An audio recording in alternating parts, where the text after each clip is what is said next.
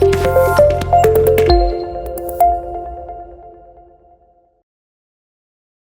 Friends, welcome to అప్టెక్ jobs. ఈరోజు current affairs సెషన్లో మనం చర్చించుకోబోయేటువంటి ప్రశ్నలు, వాటికి సంబంధించినటువంటి వివరాల గురించి చూద్దాం. చూసే ముందు మన అప్టెక్ జాబ్స్లో ఉన్నటువంటి కోర్సు వివరాలు కూడా ఒకసారి చూసి ఆ తర్వాత కరెంట్ అఫైర్స్ని చర్చించుకుందాం. మన అప్టెక్ జాబ్స్ వారు ఈ ఆర్ఆర్బి గ్రూప్ డికి సంబంధించి ఒక కోర్సుని మీకు అందుబాటులో తీసుకురావడం జరిగింది. ఆ కోర్సు విలువ కేవలం 499 రూపాయలు మాత్రమే. దీని వ్యాలిడిటీ తీసుకుంటే 6 నెలల పాటు వ్యాలిడిటీ ఉంటుంది. మరి ఈ కోర్సులో మీకు అనుకోవచ్చు, వాస్తవానికి ఇది 1999 రూపాయలు ఉన్నటువంటి కోర్సుని మీకు కేవలం 499 రూపాయలకి ఇస్తున్నాం కదా, అందుట్లో మెటీరియల్ ఎలా ఉండిద్ది ఏంటనేది మీకు సందేహం రావచ్చు. అందుకనే నేను ఇక్కడ మీకు డీటెయిల్గా చెప్పబోతున్నాను. మన ఈ కోర్సులో మీరు ముందుగా చూడండి, దాదాపు 30 గంటలకు పైగా వీడియోలు, అంటే దాదాపు 30 వీడియోలు మీకు అందుబాటులో ఉంటాయి ఫ్రీగా చూడటానికి. ఆ 30 వీడియోస్ చూసిన తర్వాత మీకు నచ్చితే అప్పుడు పర్చేజ్ చేయండి. ఇక మన యాప్ల యొక్క ప్రత్యేకత మీకు తెలుసు కదా, ప్రతి టాపిక్కు సంబంధించి వీడియోలతో పాటుగా మెటీరియల్ని అందిస్తూ టాపిక్ వైజ్గా టెస్టులు నిర్వహిస్తూ ఆ టెస్టులను కూడా ఎక్స్ప్లెయిన్ చేస్తాము. సో అందువలన మనకి మెటీరియల్ ఉంటుంది, వీడియోలు ఉంటాయి, టెస్టులు ఉంటాయి, ఆ టెస్టులను కూడా ఎక్స్ప్లెయిన్ చేస్తాము. ఇదంతా కూడా మన అప్టెక్ జాబ్స్ యొక్క ప్రత్యేకత. మన ఆంధ్ర, తెలంగాణ ప్రాంతాలలో ఈ విధంగా టెస్ట్ నిర్వహించి ఆ టెస్ట్ని ఎక్స్ప్లెయిన్ చేస్తూ వీడియోలు అందిస్తున్నటువంటి ఏకైక యాప్ మన అప్టెక్ జాబ్స్. మరి ఇక్కడ చూడండి, ఇందులో భాగంగా మ్యాథమెటిక్స్ అండ్ అర్థమెటిక్ పార్టు, అదేవిధంగా general intelligence and reasoning part, ప్రతి సబ్జెక్టుకి సంబంధించి క్లియర్గా మీకు ఇవన్నీ కూడా ఇవ్వడం జరుగుతుంది. సబ్జెక్ట్ వైజ్గా టాపిక్స్, టాపిక్ వైజ్గా వీడియోస్ వైజ్గా టెస్టుల నుంచి ఎక్స్ప్లెనేషన్స్. రైట్, ఇక చూడండి, జనరల్ అవేర్నెస్ అండ్ కరెంట్ అఫైర్స్లో భాగంగా మీకు చూడండి, అక్కడ మనకి సిలబస్లో సింపుల్గా general awareness and current affairs అనే ఇచ్చారు.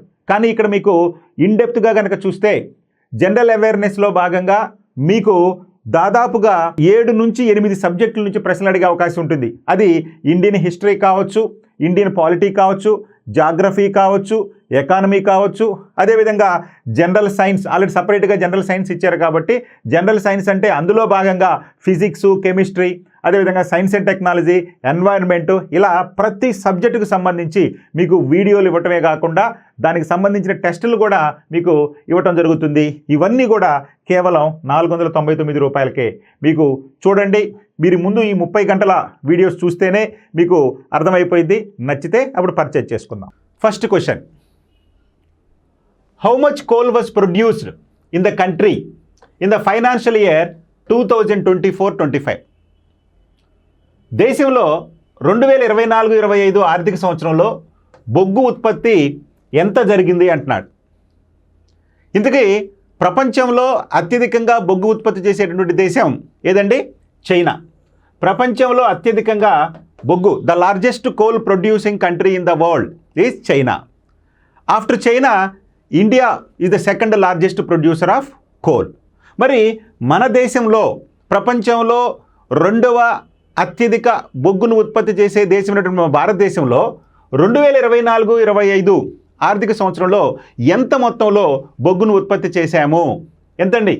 10 billion tons, 5 billion tons, 3 billion tons, 1 billion టన్.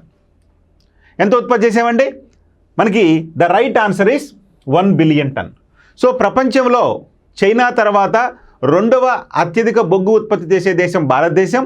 మన భారతదేశం 2024-25 ఆర్థిక సంవత్సరంలో ఎంత మొత్తంలో బొగ్గు ఉత్పత్తి చేసిందయ్యా అంటే 1 బిలియన్ టన్నుల బొగ్గును ఉత్పత్తి చేసింది. ఇదే ముందు ఆర్థిక సంవత్సరంలో అంటే 2023-24కు సంబంధించి దాదాపు 997 మిలియన్ టన్నుల బొగ్గును ఉత్పత్తి చేయడం జరిగింది. అయితే ప్రస్తుతం కొంచెం ఎక్కువగా, అంటే గత ఆర్థిక సంవత్సరంతో పోల్చుకుంటే ఈ ఆర్థిక సంవత్సరంలో కొంత ఎక్కువగా సాధించి 1 బిలియన్ టన్నుకి చేరింది మన భారతదేశం.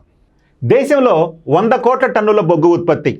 ప్రస్తుత ఆర్థిక సంవత్సరం 2024-25లో మన దేశం రికార్డు స్థాయిలో 1 బిలియన్ అంటే 100 కోట్ల టన్నులకు పైగా బొగ్గును ఉత్పత్తి సాధించింది.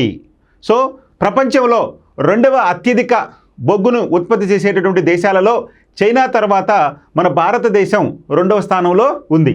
అంటే మన భారతదేశం 2024-25 ఆర్థిక సంవత్సరంలో 1 బిలియన్ అంటే 100 కోట్ల టన్నుల బొగ్గును ఉత్పత్తి చేయడం జరిగింది.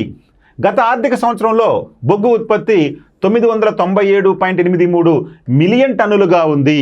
అంటే చూడండి, స్వల్పంగా తగ్గింది. అంటే గత ఆర్థిక సంవత్సరం ఈ ఆర్థిక సంవత్సరంతో పోల్చుకుంటే స్వల్పంగా తక్కువగా ఉంది. 997.83 మిలియన్ టన్నులుగా ఉంది. ఈ ఆర్థిక సంవత్సరం ముగించడానికి 11 రోజులు ముందే, అనగా మార్చి 20వ తారీఖు నాటికి బిలియన్ టన్నుల ఉత్పత్తి సాధించినట్లు మన దేశ బొగ్గు శాఖ పేర్కొనడం జరిగింది. మరి మన దేశ ఇంధన అవసరాల్లో 55% వరకు బొగ్గే ఆధారం అవుతుంది. మరి ఇంధన అవసరాలు అంటే విద్యుత్ ఉత్పత్తికి దాదాపు 55% ఈ యొక్క బొగ్గుని వినియోగించుకోవడం జరుగుతుంది. రైట్. ఇక దేశ విద్యుత్ ఉత్పత్తిలో 74% బొగ్గు ఆధారిత ప్లాంట్లోనే జరుగుతుంది. అంటే మన భారతదేశంలో ఉత్పత్తి అయ్యేటటువంటి విద్యుత్తులో మనకి థర్మల్ విద్యుత్తే అత్యధిక శాతం ఉంటుంది. అంటే దాదాపుగా 74% వరకు ఈ బొగ్గు ఆధారిత విద్యుత్ ద్వారానే ఈ యొక్క విద్యుత్ అనేది ఉత్పత్తి అవుతుంది. 2024-25లో 1080 మిలియన్ టన్నుల బొగ్గు ఉత్పత్తి చేయాలన్నది బొగ్గు శాఖ ప్రణాళిక. అయితే స్వల్పంగా తక్కువగా అంటే 80 మిలియన్ టన్నుల తక్కువ అంటే 20 రోజులు ముందుగానే లెక్కించడం. అదేవిధంగా మనకి స్వల్పంగా అంటే 2024-25లో 1080 మిలియన్ టన్నుల బొగ్గు ఉత్పత్తి చేయాలని లక్ష్యంగా పెట్టుకుంది. కానీ 1000 మిలియన్ టన్నులు మాత్రమే బొగ్గు ఉత్పత్తి చేయడం జరిగింది. ఇక 2024-25 ఏప్రిల్ డిసెంబర్లలో భారత్ బొగ్గు దిగుమతులు 8.4% తగ్గడంతో విదేశీ మారకపు నిల్వలు అంత క్రితం 2023-24లో ఇదే సమయంతో పోలిస్తే $5.43 బిలియన్ అంటే 42,315.7 కోట్ల మేర ఆదాయం అయింది. అంటే మన భారతదేశం ప్రపంచంలో 2వ అత్యధిక బొగ్గు ఉత్పత్తి చేసే దేశమైనప్పటికీ మనం బొగ్గును దిగుమతి చేసుకుంటూ ఉంటాం. ఆస్ట్రేలియా నుంచి ఇతర దేశాల నుంచి మనం అధిక మొత్తంలో బొగ్గును దిగుమతి చేసుకుంటూ ఉంటాం. అయితే గత సంవత్సరంతో పోల్చుకుంటే ఈ సంవత్సరం దిగుమతులు 8.4% తగ్గడంతో మనం విదేశీ మారక నిల్వలను ఆదా చేసుకోవడం జరిగింది. ఎంత మొత్తంలో ఆదా చేసుకున్నామయ్యా అంటే 42,315.7 కోట్ల మేర ఆదా చేసుకోవడం జరిగింది విదేశీ మారక నిల్వలను. Okay, next question. On which day is world water day celebrated every year? On which day? World waters day. World waters day ప్రపంచ జల దినోత్సవాన్ని ప్రతి సంవత్సరం ఏ రోజున నిర్వహిస్తారు? ప్రపంచ జల దినోత్సవాన్ని ప్రతి సంవత్సరం ఏ రోజున నిర్వహిస్తారు? First one March 3rd, second one March 15th, third one March 28th, fourth one March 22nd. March 3rd is the importance. What is the importance of March 3rd అండి? The importance of March 3rd is National Defense Day. National Defense Day. March 3rd is the we celebrated National Defense Day. మరి what is the importance of March 15th? మార్చి 15 యొక్క ప్రాధాన్యత ఏంటండి? ఇది world consumers rights day.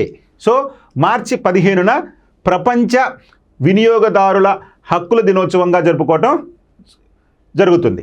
ఇక మార్చి 20th, మరి మార్చి 20th యొక్క ప్రాధాన్యత ఏంటండి? International day of happiness day. International day of happiness day ప్రపంచ సంతోష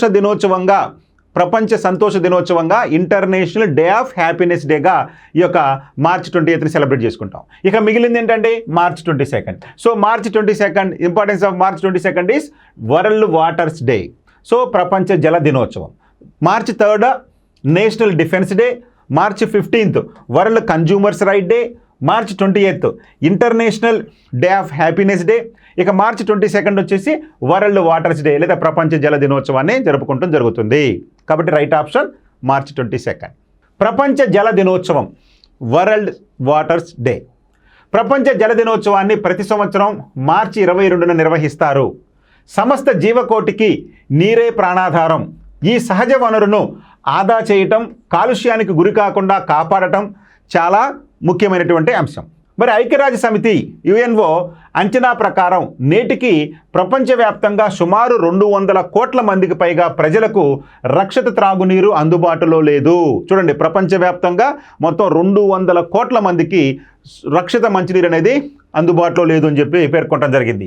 ఇక సుస్థిరాభివృద్ధి లక్ష్యాల్లో ఆరోది అయినటువంటి పరిశుభ్రమైనటువంటి నీరు, పారిశుద్ధ్యం సాధనకు ఈ రోజున అంటే మార్చి 22వ తారీఖున మద్దతు ఇవ్వడం జరుగుతుంది. అంటే ఈ యొక్క రోజును సెలబ్రేట్ చేసుకోవడానికి ప్రధాన కారణం ఏంటయ్యా ప్రపంచ జల దినోత్సవాన్ని అంటే ఈ యొక్క నీటి ఉపయోగంపై అవగాహన కల్పించటం, అదేవిధంగా పరిశుభ్రమైనటువంటి నీరు అందరికీ అందేటట్టు చేయటం, పారిశుద్ధ్యానికి సంబంధించినటువంటి చర్యలు చేపట్టడం అనేది ఈ యొక్క ప్రధానమైనటువంటి ఉద్దేశంగా ఉంటుంది ఈ రోజుకు సంబంధించి. అంటే నీటి యొక్క ప్రాముఖ్యతను తెలియజేయటమే ప్రధాన ఉద్దేశం.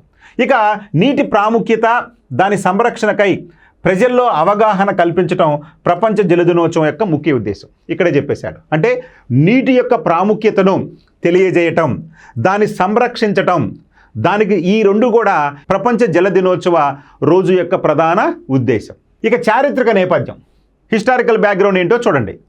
1992 జూన్ 3, 14 తేదీల్లో బ్రెజిల్లోని రియో డే జనీరోలో వేదికగా ఐక్యరాజ్య సమితి పర్యావరణం అభివృద్ధి సమావేశం అంటే United nation conference on environment and development UNCED ఈ యొక్క సదస్సు జరిగింది. ఎక్కడండి? బ్రెజిల్లోని రియో డే జనీరోలో. ఎప్పుడు? 1992 జూన్ 3 నుంచి 14 తారీఖుల మధ్య. దీన్నే ఎర్త్ సమిట్ అని కూడా పిలుస్తారు. ఈ సమిట్లో నీటి ప్రాముఖ్యత, దాని నిర్వహణ గురించి ప్రజల్లో అవగాహన కల్పించేందుకు ఏటా మార్చి 22న ప్రపంచ జల దినోత్సవం జరపాలని ఈ సందర్భంగా సభ్య దేశాలు తీర్మానించడం అనేది జరిగింది. ఇక అదే ఏడాది ఐక్యరాజ్య సమితి సర్వసభ్య సమావేశం ఈ రోజును అధికారికంగా నిర్వహించాలని తీర్మానించడం కూడా జరిగింది. ఇక 1993లో మొదటిసారిగా వరల్డ్ వాటర్ డేను ప్రపంచవ్యాప్తంగా నిర్వహించడం జరిగింది. అంటే మిమ్మల్ని అడగొచ్చు, ప్రపంచ జల దినోత్సవాన్ని ఎప్పటి నుంచి జరుపుకుంటున్నామంటే 1993 నుంచి జరుపుకుంటూ ఉన్నాం.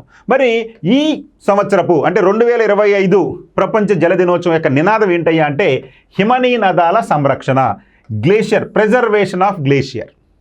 హిమనీ నదాలు అంతరించిపోతున్నటువంటి లేదా కరిగిపోతున్నటువంటి ఈ యొక్క హిమనీ నదాలను సంరక్షించాలి.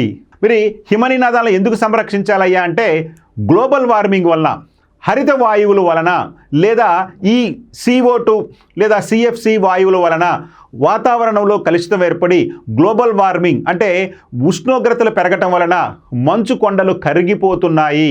సో ఆ మంచు కొండలు కరగటం వలన అనేక అనర్థాలు దారితీస్తున్నాయి. అవేంటయ్యా అంటే మనకి సముద్రాల నీటి మట్టం పెరగటం కావచ్చు, లేదా రాబోయే రోజుల్లో మంచినీరు లభించకపోవడం కావచ్చు. ఇవన్నీ కూడా జరుగుతున్నాయి. కాబట్టి ఈ 2025 ప్రపంచ జల దినోత్సవం సందర్భంగా ఏ నినాదం తీసుకున్నారయ్యా అంటే థీమ్ ఏంటయ్యా అంటే హిమనీ నదాల సంరక్షణ, glacial preservation. Okay right. Next question, who has been selected for the Maharashtra Bhushan award for 2024 by Maharashtra government? Maharashtra ప్రభుత్వం 2024 మహారాష్ట్ర భూషణ్ అవార్డుకు ఎవరిని ఎంపిక చేసింది? మహారాష్ట్ర భూషణ్ అవార్డుకు ఎవరిని ఎంపిక చేయటం జరిగింది ఈ యొక్క మహారాష్ట్ర ప్రభుత్వం? ఇదేంటండి మహారాష్ట్ర భూషణ్?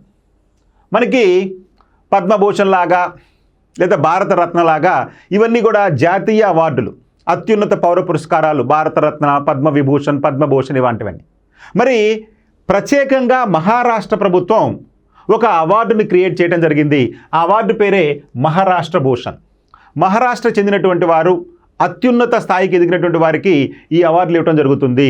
మరి ఈ మహారాష్ట్ర భూషణ్ అవార్డును 2024లో ఈ క్రింది ఎవరికి ప్రదానం చేయడం జరిగింది ఆ రాష్ట్ర ప్రభుత్వం అనేది అడుగుతున్నాడు. First one Ram Sutar, second one Anil Sutar, third one Pradeep Mahajan, fourth one Ram Naik. వీరిలో ఎవరికి మహారాష్ట్ర భూషణ్ అవార్డు 2024 ప్రకటించడం జరిగిందయ్యా అంటే రామ్ సుతార్.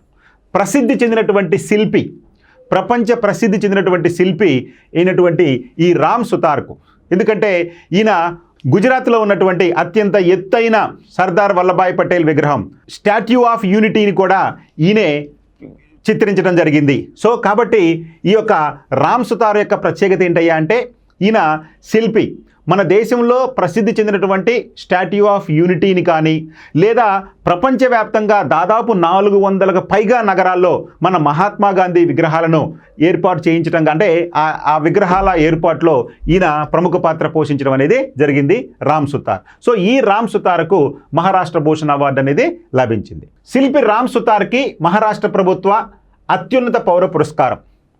ప్రముఖ శిల్పి రామ్ సుతార్ మహారాష్ట్ర ప్రభుత్వం అత్యున్నత పౌర పురస్కారమైనటువంటి మహారాష్ట్ర భూషణ్ 2024కు ఎంపిక అవడం జరిగింది. మహారాష్ట్ర భూషణ్ 2024కు ఎంపిక అవడం జరిగింది. ధూలేలో జన్మించిన రామ్ సుతార్ ముంబైలోని జేజే స్కూల్ ఆఫ్ ఆర్ట్స్ నుండి బంగారు పతకం సాధించారు. గుజరాత్లోని కెవాడియాలో ప్రపంచంలోనే అత్యంత ఎత్తైనటువంటి విగ్రహం ద స్టాట్యూ ఆఫ్ యూనిటీని ఈయనే రూపొందించడం జరిగింది. ఇక భారత పార్లమెంట్లో కూర్చున్న స్థానంలో మహాత్మా గాంధీ విగ్రహాన్ని కూడా ఈయనే రూపొందించడం జరిగింది. ఈయనే రామ్ సుతార్. ఇక Russia, Australia, great Britain, China, Egypt, United states of America వంటి ప్రపంచ దేశాలలో అనేక దేశాలలోని దాదాపు 450కి పైగా నగరాల్లో మహాత్మా గాంధీ విగ్రహాలను కూడా ఏర్పాటు చేయడంలో ఈమె ప్రముఖ పాత్ర పోషించాడు. అంటే ఆయా దేశాలలో ఉన్నటువంటి నగరాలలో మన మహాత్మా గాంధీ విగ్రహాలను ఏర్పాటు చేయడంలో ఆ విగ్రహాల తయారీలో ఈయన పాల్పంచుకోవడం జరిగింది. ఇక బెంగళూరులోని కెంపగౌడ అంతర్జాతీయ విమానాశ్రయంలో 108 అడుగుల ఎత్తైనటువంటి కెంపగౌడ విగ్రహాన్ని కూడా ఈ రామ్ సుతారే రూపొందించడం జరిగింది. సో మనకి చూడండి, కెంపగౌడ విగ్రహం బెంగళూరులో ఉన్నటువంటి అత్యంత ఎత్తైన విగ్రహాల్లో ఒకటి కెంపగౌడ విగ్రహం. ఈ విగ్రహాన్ని కూడా ఈ రామ్ సుతారే రూపొందించడం జరిగింది.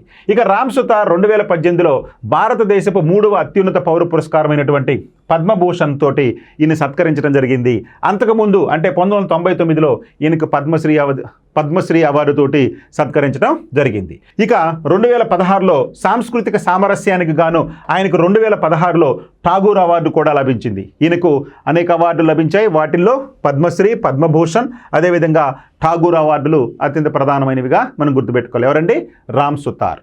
ఇక మహారాష్ట్ర భూషణ్ అవార్డును మహారాష్ట్ర ప్రభుత్వం 1995లో స్థాపించడం జరిగింది. ఈ మహారాష్ట్ర ప్రభుత్వం 1995లో ఈ అవార్డుని స్థాపించడం జరిగింది. ఇది మహారాష్ట్రలో అత్యున్నత పౌర పురస్కారం మరియు మహారాష్ట్ర వాసికి ఇవ్వబడుతుంది. మొదటి అవార్డును 1996లో ప్రముఖ మరాఠీ రచయిత, నటుడు మరియు స్వరకర్త అయినటువంటి పురుషోత్తం లక్ష్మణ్ దేశపాండేకు ఇవ్వటం జరిగింది. మొట్టమొదటి ఈ యొక్క మహారాష్ట్ర భూషణ్ అవార్డు ఎవరికి ఇచ్చారయ్యా అంటే 1996లో పురుషోత్తం లక్ష్మణ్ దేశపాండేకు ఇవ్వటం జరిగింది. పురుషోత్తం లక్ష్మణ్ దేశపాండేకి ఇవ్వటం జరిగింది. ఇక 2023లో ఈ అవార్డును ప్రముఖ మరాఠీ నటుడైనటువంటి అశోక్ షరాఫ్కు ప్రదానం చేయడం జరిగింది. గతంలో ఈ అవార్డును లతా మంగేష్కర్, ప్రముఖ సింగర్ లతా మంగేష్కర్కి 1997లో, క్రికెటర్ సచిన్ టెండూల్కర్కు 2001లో, భీమ్సేన్ జోషి సంగీత విద్వాంసుడు భీమ్సేన్ జోషికి 2002లో, అదేవిధంగా బాబా ఆమ్టే సామాజిక సంస్కర్తకు 2004లో, రతన్ టాటా ప్రముఖ పారిశ్రామికవేత్త రతన్ టాటా గారికి 2006లో ఈ అవార్డులు ఇవ్వటం అనేది జరిగింది గతంలో. మరి 2024లో రామ్ సుతార్కి ఈ అవార్డును ప్రదానం చేయడం జరిగింది. Okay, thank you.